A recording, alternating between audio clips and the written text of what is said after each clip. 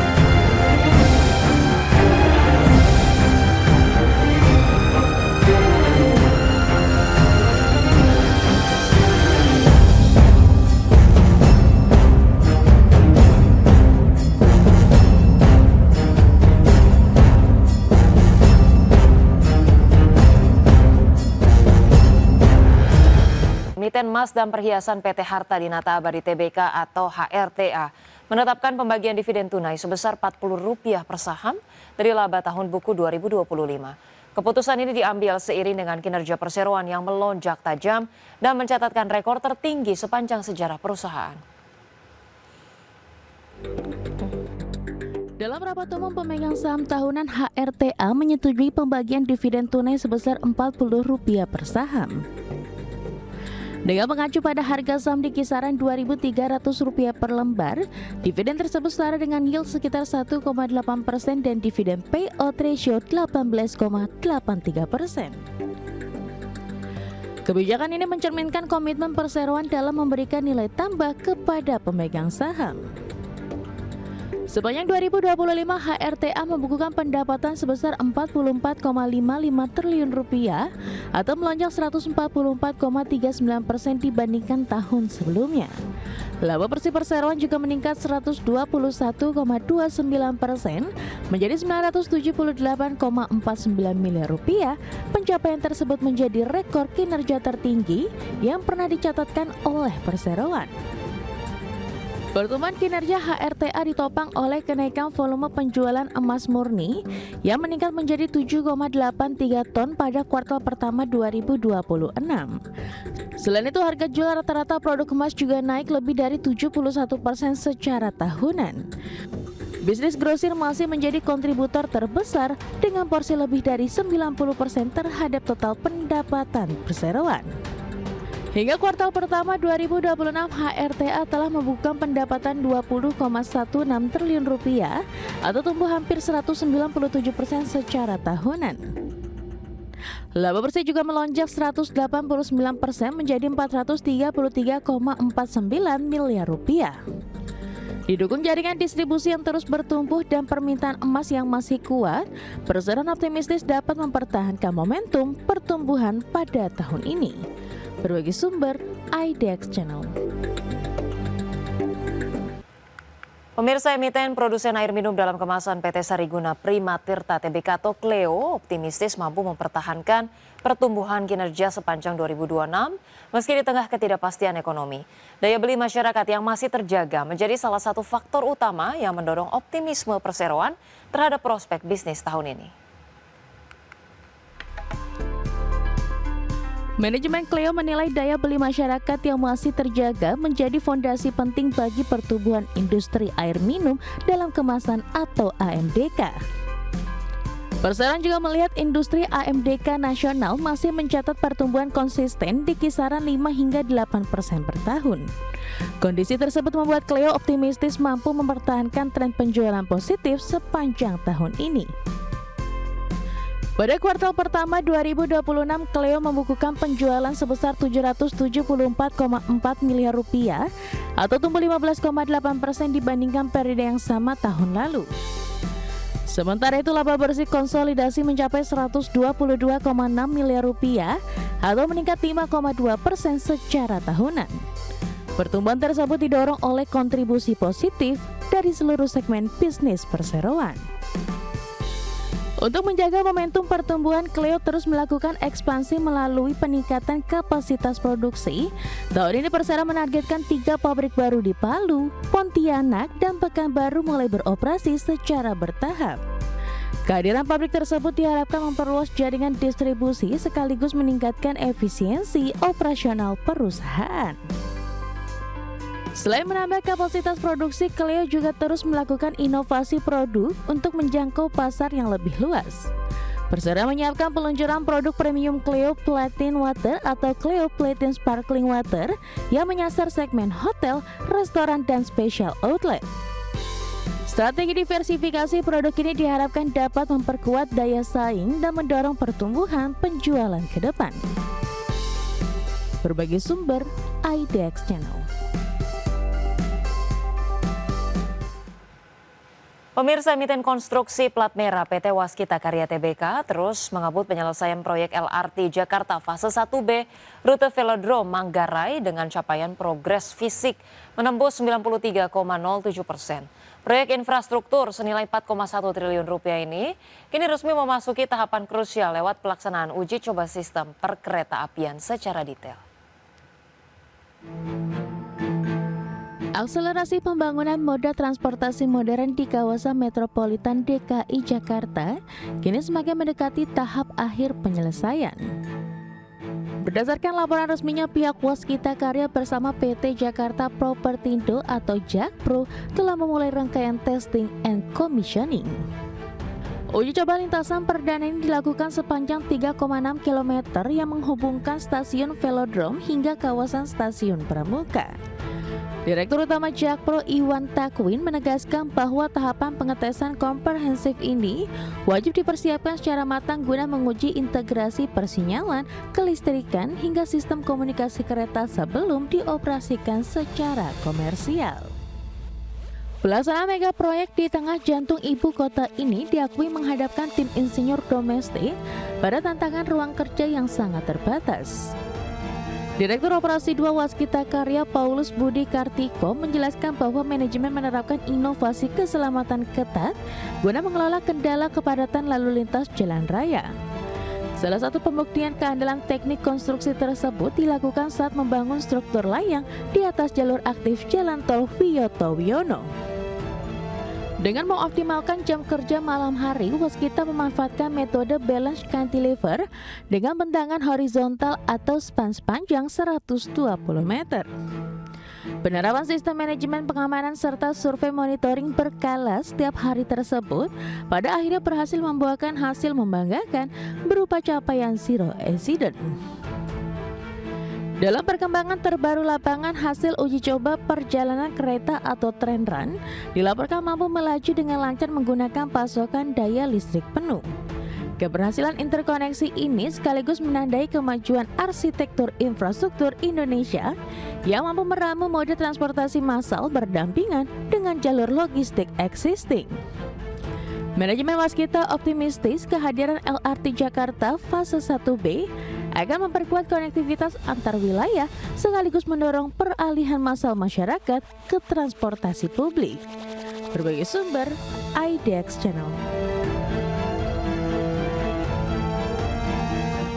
Kejaksaan Agung resmi menahan mantan Kepala Badan Gizi Nasional, Dadan Hindayana beserta dengan mantan Wakil Kepala BGN, Lodewijk Pusung dan Sony Sanjaya dalam kasus dugaan korupsi tata kelola program makan bergizi gratis.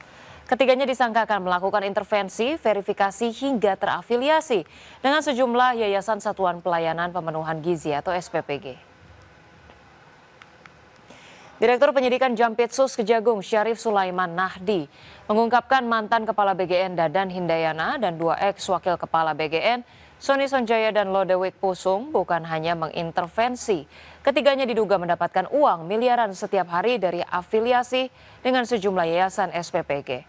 Selain itu, ketiga tersangka juga diduga melakukan intervensi kepada pejabat pembuat komitmen atau PPK sehingga ditemukan dugaan adanya penggelembungan harga barang dan jasa saat proses pengadaan.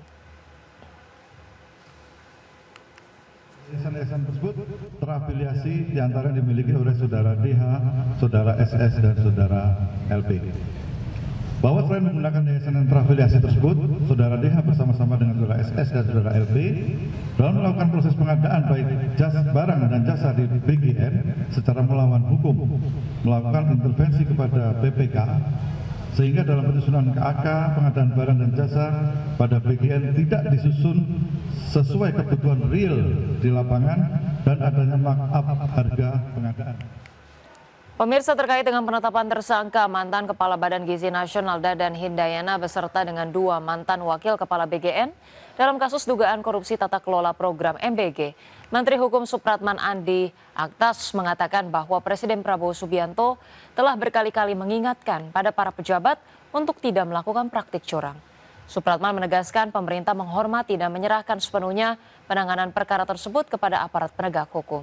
Meski demikian, Supratman mengingatkan semua pihak agar asas praduga tak bersalah dalam penanganan perkara korupsi atau dugaan korupsi tata kelola MBG tersebut tetap diutamakan. Prinsipnya kan kita negara hukum ya, jadi Presiden sudah berkali-kali mengingatkan jangan melakukan hal-hal yang tidak, dan kita sekarang kan masih proses praduga tak bersalah. Kita serahkan kepada mekanismenya ya. Pemirsa, Presiden Prabowo memberikan peringatan keras kepada para mitra program makan bergizi gratis untuk tidak melakukan penyelewengan dan korupsi. Prabowo memastikan akan menindak tegas para mitra MBG yang membandel dan minta BPKP, PPATK, KPK, dan Kejaksaan Agung untuk memperkuat pengawasan dan menindak setiap penyimpangan dalam pelaksanaan program MBG. Mitra yang yakin dia mitra yang baik, angkat tangan.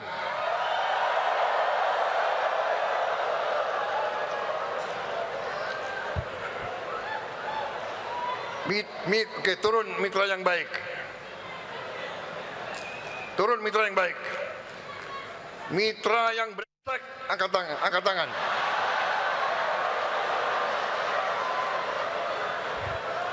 Mitra yang brengsek, angkat tangan.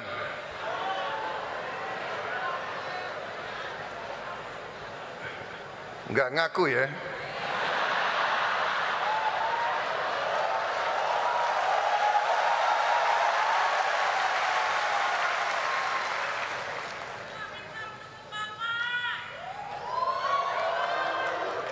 Saudara-saudara, kalaupun saudara mitra yang baik tapi tidak mau ngaku, saya beri kesempatan, kembalilah ke jalan yang benar.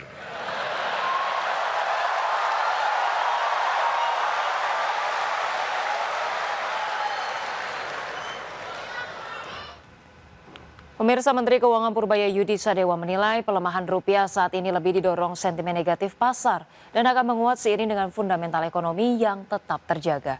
Guna menjaga stabilitas nilai tukar rupiah, Purbaya siap meningkatkan koordinasi dalam KSSK. Menteri Keuangan Purbaya Yudi Sadewa memastikan akan mendorong koordinasi dalam Komite Stabilitas Sistem Keuangan atau KSSK untuk menjaga stabilitas nilai tukar rupiah yang terus mengalami tekanan.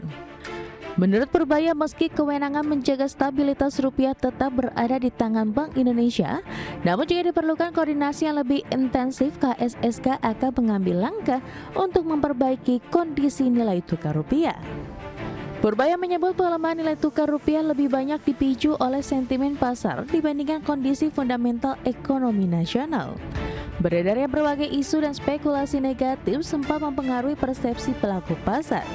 Purbaya meyakini seiring fundamental ekonomi yang stabil, rupiah akan kembali ke levelnya.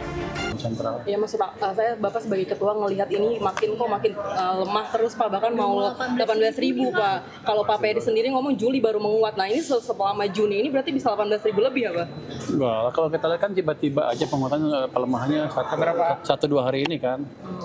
Terus ada isu macam-macam, ada rumor macam-macam di pasar. Ada yang bilang saya suruh perbankan melakukan stress test kalau rupiahnya 18.000 lebih. Padahal saya nggak pernah isu seperti itu. Jadi banyak isu-isu di pasar yang membuat sentimen ke rupiah negatif. Tapi kalau kita lihat, kewajiban saya adalah menjaga fondasi ekonomi aja, supaya ekonominya berjalan terus semakin cepat. Karena pada akhirnya kita percaya rupiah akan tentukan oleh fondasi ekonominya. Pada penutupan perdagangan Rabu sore, nilai tukar rupiah ditutup melemah 127,5 poin atau 0,71% ke level 17.966 per dolar Amerika Serikat. Berbagai kebijakan yang diambil Bank Indonesia dan pemerintah nyatanya belum mampu memperkuat nilai tukar rupiah terhadap dolar Amerika Serikat. Dari Jakarta, Raharjo Patmo, IDX Channel.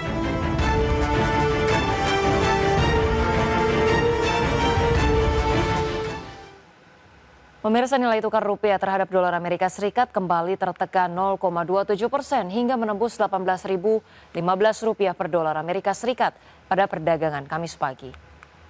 Posisi tersebut menjadi salah satu level terlemah rupiah dalam beberapa waktu terakhir, sekaligus menandai rupiah ke ambang psikologis baru 18.000 per dolar Amerika Serikat.